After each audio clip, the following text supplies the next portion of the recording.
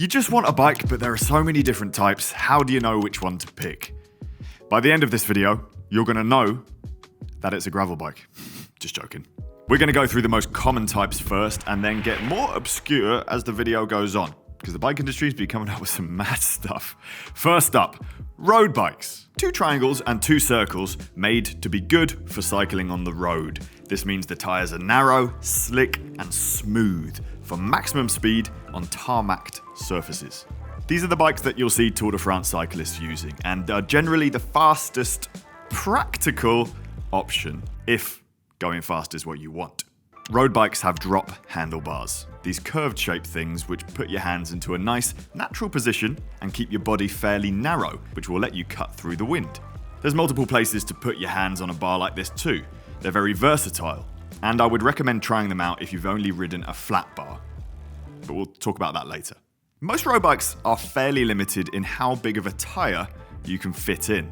The average is about 30 millimeters, although we're seeing that trend upwards as of late. But generally this means you're fairly limited as to what surfaces you can ride with confidence. Now there are 2 main types of road bikes, and you'll see these words on lots of manufacturers' websites: race and endurance.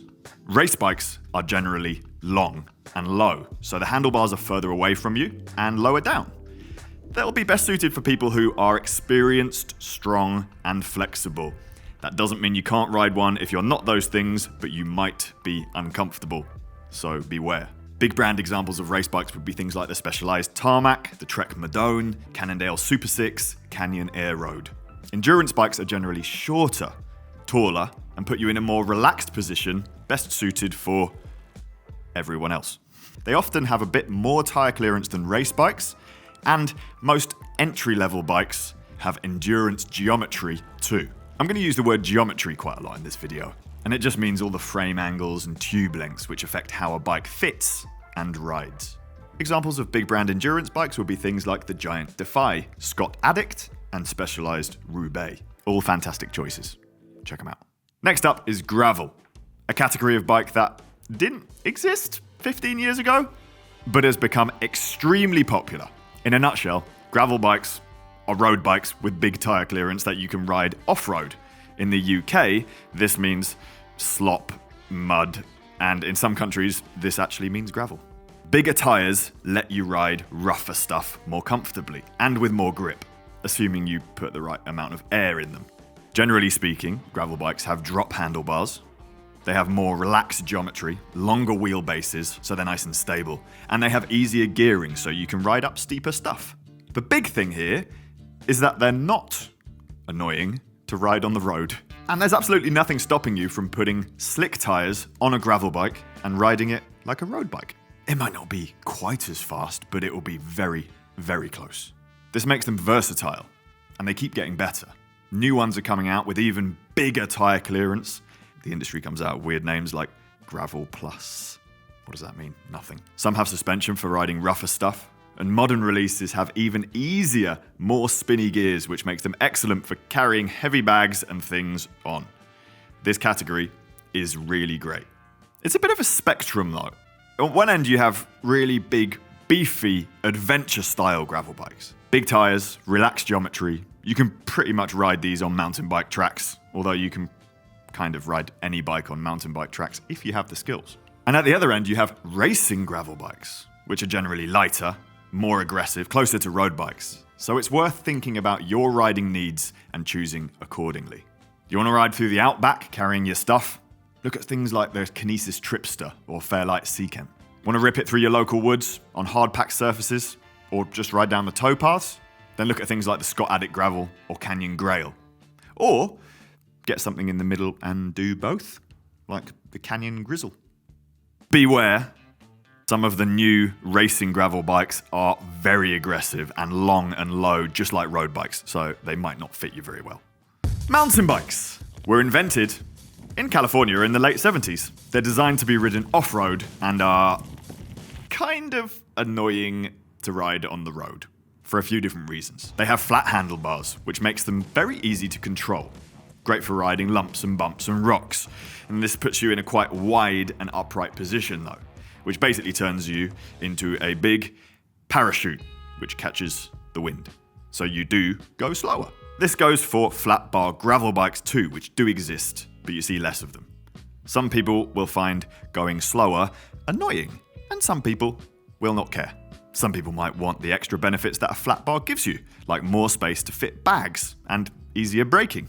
Tyres are big, like 3 or 4 times as fat as a road bike, and they have knobbles on them, which gives you grip if you're riding loose and slippery surfaces. Great if you are riding loose and slippery surfaces. If you're riding on the road, it's just slower. In most cases, they also have suspension, usually a front fork with a few centimeters of squish, sometimes rear suspension too. The more suspension you have, the bigger and scarier stuff you can ride. But also, the more suspension you have, the heavier and slower your bike gets when you're just doing normal riding. And you're supposed to get suspension serviced. Annoying. Realistically though, do mountain bikers actually do that? Some of them. Now, mountain bike subcategories. We're going to go through these quickly because there is so many. In rough order of suspension size, dirt jump. Front suspension only, for doing tricks and shit in the air. Cross country, or XC. Usually around 100 millimeters of suspension, kind of a next level up from a beefy gravel bike, made for riding fast. They're light, and they're used for racing where the people wear Lycra. These days, cross-country bikes are very capable though. I use mine to ride the black trails at my local mountain bike park. Down country.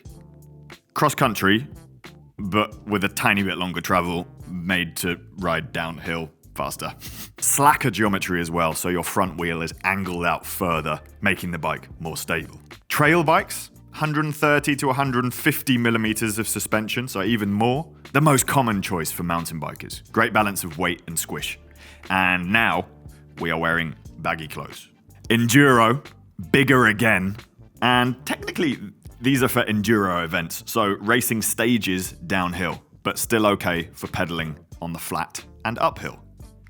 And finally, downhill. Literally just for riding downhill.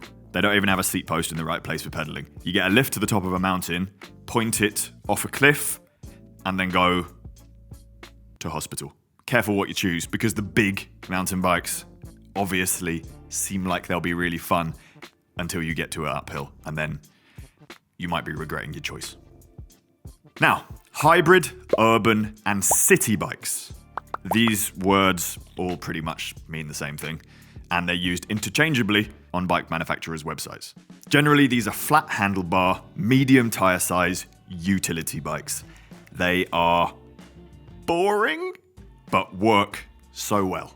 You'll see them in Halfords, Walmart. Most big bike brands make a model of their own, like the Trek FX or the Specialized Cirrus. Can we put Dutch bikes in this category as well? I think we can. They're for a similar type of riding and have quite an upright riding position, if that's your preference. Flat bar is what most people gravitate towards when they're new to cycling. Because when you're a kid, you ride a bike with a flat bar.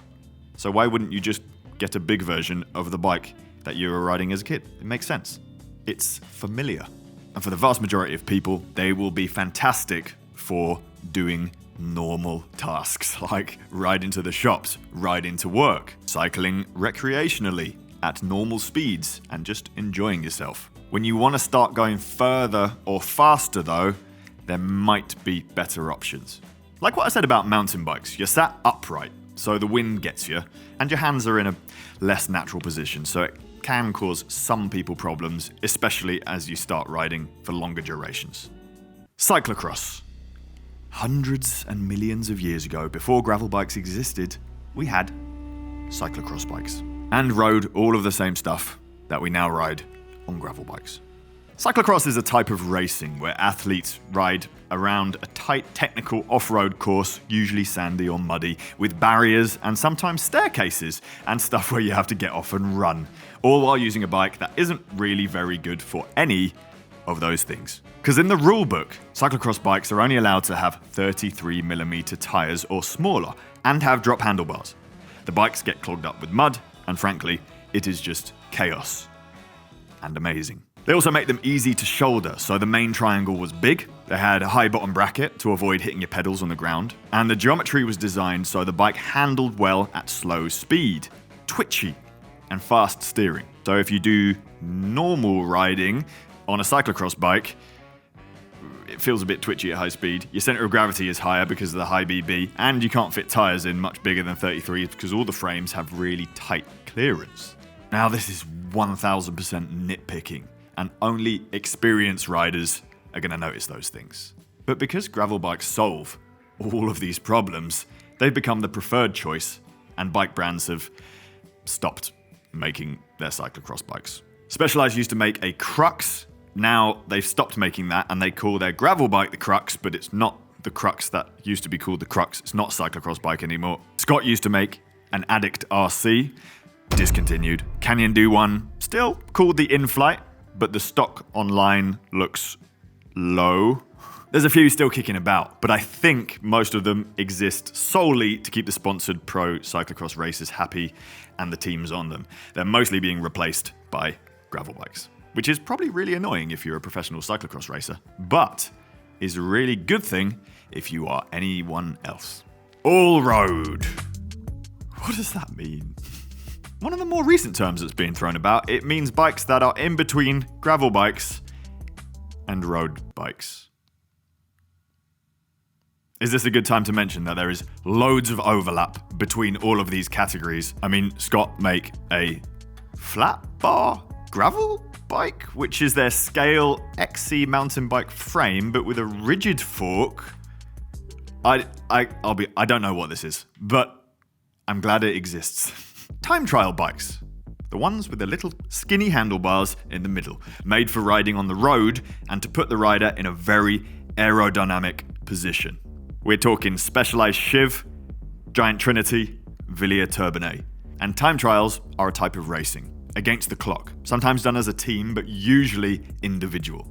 You'll see them at the Tour de France sometimes, and in the UK at least, amateur clubs will host them. The bikes are fast, but impractical. I mean, you don't even have access to your brakes when you're holding the fast position, and they're not very fast going uphill because they're heavy, and they're not very comfortable either. TT bikes are generally built to be UCI compliant.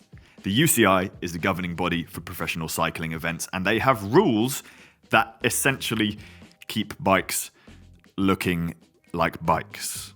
For example, the frame tubes can't be too thick, and there has to be a double triangle frame design. In most cases, when people buy these, it's a second bike. They already have a road bike for normal riding and riding with other people, so maybe leave this one till later. Triathlon bikes. Very similar to TT bikes, but there are some small differences. They're made to be specific for triathlon, the sport which is 3 sports: swimming, cycling, and running. In that order. First, triathlon bikes don't have to follow the UCI rules, so they end up looking interesting. This also means they're often faster. Look at the Cervelo PX, or this CADE, which is actually made by Giant, or Canyon, who make 2 versions of their Speedmax, one UCI legal and one for triathlon. They tend to have bits of storage attached to them, so riders who are doing triathlons can put food and whatever other things that people need in triathlons, a little handbook that tells them how to ride around corners. And finally, they're often designed to seat the rider further forward so they can have fresher muscles for the running that they're going to do after their bike ride. Because of these differences, you can ride a time trial bike in a triathlon, but you can't always ride a triathlon bike in a time trial. So choose carefully. And speaking of very aerodynamic bikes, next we have track bikes, traditionally designed to be ridden around a velodrome. They are as simple as a bicycle gets. 1 gear, a fixed gear, so you can't freewheel or coast, and no brakes. You slow down just by backing off the pedals or skidding if you got mad skills. Now, track bikes aren't exclusively used on the track. They became a popular choice for bike messengers and couriers because of their simplicity and low maintenance. I mean, they're not taking a Team GB Lotus bike around London, but really the term here is fixed gear bikes. There is something about riding around, being connected to your bike, having to complete every pedal revolution. It's a vibe. There's track bikes that are designed to be track bikes, and then there's track bikes that are clearly designed for outdoor use now, with things like drilled forks so you can run a front brake. And subcategories like tracklocross, where people put big fat tyres on track bikes and ride them off-road. Definitely inappropriate, definitely fun. Next, a type of bike which is niche, but hopefully will become less niche as time goes on. Cargo bikes. Bikes for carrying stuff. There's a million different styles. Some work better than others, but really it depends on what you want to carry. Replace your car, maybe. We started seeing loads of these pop up for sale in shops like Halfords, Decathlon, Walmart. Sometimes they're electric too. Awesome bikes. At CADE Media, we have all owned, for some reason we keep selling it to each other, this Omni Mini Max Cargo. Other brands are available. This one's really good though. Fat bikes. Now we're getting weird. These are off-road bikes with the biggest tires that you're ever going to see in your life. For cycling over soft stuff like snow and sand and mud and rocky trails, and you run them at super low pressures so they can deform over everything, and they look, well, cool. They're normally rigid, so they don't have suspension, but they're still comfortable and stable because of the tire size. Beach cruisers are literally just good for riding on the beach, and not much further. This might upset some people, but really if you're going any distance, they aren't the most comfortable choice. They look cool, and they feel comfortable when you get on them, and then 10 minutes later, you're ready to get off. They often have sweeped back handlebars, so they put your weight on your ass. And despite also often featuring super squishy saddles, you get a dead ass. You also have very little weight on your handlebars, so it's quite easy to wash out your front wheel on sand, which is what you'll find on beaches. So I would BMX stands for bicycle motocross. Compact little tough bikes with little wheels, originally used to replicate motocross racing, but on bicycles. It then evolved into freestyle tricks, which you see more commonly today, although BMX in its original form has been in the Olympics since 2008. They are undeniably very, very cool bikes. I bought one to ride to school when I was little, and it was so impractical and slow, but it didn't matter, because it's cool. Finally, we have electric bikes. Can I summarize this in 30 seconds? You can get an electric bike version of most of the bikes I spoke about, and even conversion kits to turn your normal bike into an electric bike, but most of these are a bit crap, but they're getting better. There's two main types, mid-drive and rear-wheel drive. Mid-drive means the motor's located at the bottom bracket and generally the preferred system for feel. Rear-wheel drive are fine though, especially if you're just using them to cruise around town. Technology's getting better at an insane rate, and the laws in most countries haven't really caught up, so we haven't scratched the surface of how good an e-bike could be in the future. Get an e-bike. Ditch your car.